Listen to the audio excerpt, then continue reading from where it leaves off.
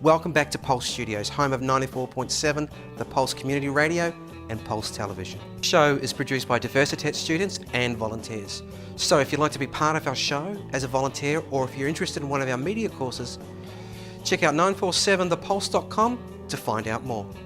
Oz Comic Con is one of Australia's largest pop culture events, and Lisa was there to meet some of the enthusiastic fans. Hello everyone. Life is about passion, and it's great when you've got a favourite subject. Today we're at Oz Comic Con up here in Melbourne for all things films, comics, TV, games, absolutely everything. I'm going to get my nerd on and go and check it out.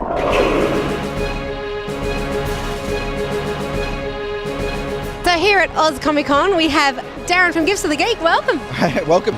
Now, what's the hot ticket item up here at Oz Comic Con? Oh, it's a hot one this weekend between Doctor Who and Game of Thrones. That's really sort of the hot two things. So are you surprised by the amount of people that have dressed up and walking around all these stalls? No, never. It's one of those things where in this country that people love the opportunity to dress up. The costumes just get better and better each year. They love getting their photos taken. They've worked out their little poses. It's great. The kids love getting their photos taken. So it adds a really good family, fun part of the show. Has the crowd changed? Did it all used to be guys? Did it always used to be families? What's the demographic? No, it's one of those myths in our industry that it's a guy-dominated industry. It's bollocks.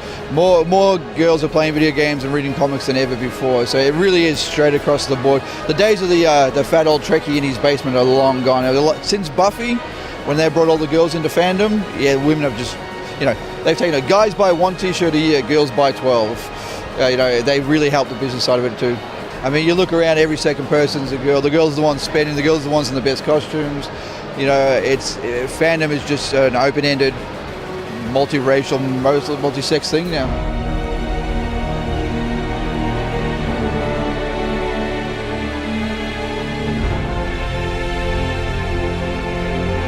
Now, Oz Comic Con, it's not just for the boys, it's all about girl power. Hey, you ladies. We're fabulous. Yeah, great. Now we've got Catwoman. Hello. Yes, hello. Harley Quinn. Yes. Hi. And Green Arrow. Yes, hi. Are you having a great day? Yeah, amazing. we are. Yeah. Yes. Well, apart from being here and looking fabulous, what did you come here to see? We come here to see all the other people that dresses up too. I'm always trying to capture all my geeky friends, everyone that's coming out as a geek and celebrating being a geek in a convention where we can dress up and not being called, you're a nerd, you're a geek. This is where we belong. This is like Christmas for us geeks, basically. So do you reckon the girls are taking back that power and getting more involved every year? Definitely. Of course, that's all the movies, it's always men heroes. In the conventions, we're the girl power. Thank you.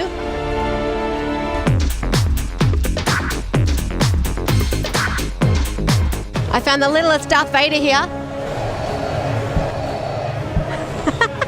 Now, why did you choose to be Darth Vader and not Luke Skywalker? Because Darth Vader is my favourite character. Now, Star Wars fans out there can have a really good opportunity to be involved in some volunteer activities. We have Mark from the 501st Legion. Tell us more about what you guys do. Well, we're a worldwide Star Wars costuming group. We've got about 6,000 members worldwide. We're in about 40 different countries. We do a lot of different charity work. Today we're raising money for the Monash Children's Hospital. We've been down Geelong a few times. We do the Gala Day Parade every year. Recently we've also done the autism walk along the foreshore. So yeah, we're out and about and doing good things, we think, in the community. So do some of your characters get dressed up and go and visit the kids in the hospitals? Absolutely. We've actually got a troop this week at the Royal Children's Hospital in the Starlight Room. So we'll have Darth Vader there, and yeah, it'll be really great. They just beam with energy when we're in there. So it's really rewarding. Are you always looking for volunteers to help out? Absolutely. So we have a website and a forum. We're all internet based, and yeah, so if anybody wants to join, you can jump online and yeah, you'll find us. Do you need to have your own costume sorted out? You do, but we do help new recruits to acquire parts and get it all together. So we are very helpful when it comes to that.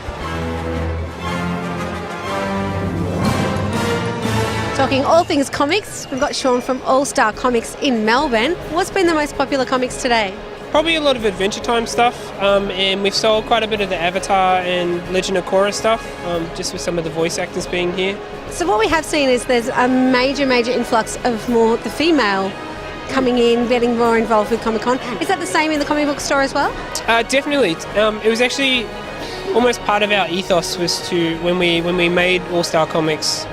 Mitch and Troy, the owners, were very aware that sometimes a comic book store can be quite uninviting for females, and so they did their best to make a really clean, very concise and easy to access store for everybody. So it was very big for them, and it was a very big decision and design focus for them, which was really cool. Yeah.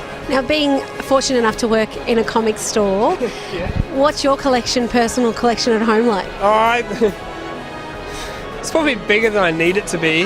The stuff that I collect, it's definitely a focus on the writer and artist team together of things. So I'm a big fan of Mike Allred, so I tend to collect his stuff.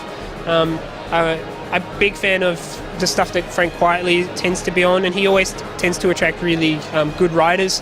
So I make sure I get single issues and all of that stuff, but a lot of the other stuff I just pick up in trade paperback form because it's a little easier to condense in my little house. Now, you got some really nice, cute little posters up here. Can you tell us a little bit more about these ones? Here at All Star, we do focus a lot on local artists. So every convention, we always try and get something that's local and that's something that can showcase the talent that's in Australia. So this time we got Erin Hunting's artwork. It's very cool, little cutesy, very sort of a detailed, almost Powerpuff Girls. Funny enough, there is a Powerpuff Girls one, and I think.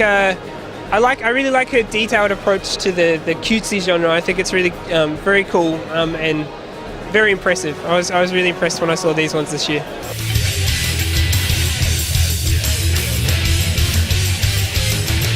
I decree that the girls have taken over Comic Con in Australia especially.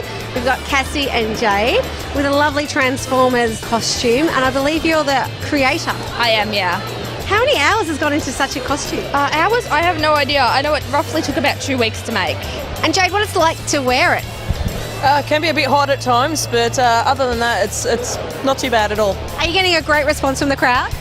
Yeah, too good a response at the moment. So yeah, I can't really get a break at the moment. So, but yeah, no, it's excellent to see. Is it hard to get in and out of? No, not really. Not as much as you would imagine. So we get it down to a fine art. So a bit of practice, we can get it done probably 10 minutes, if that. So yeah. So it is a new costume every year? Usually, sometimes every convention throughout the year. But yeah, for Oz Comic Con, this is our 3rd new costume.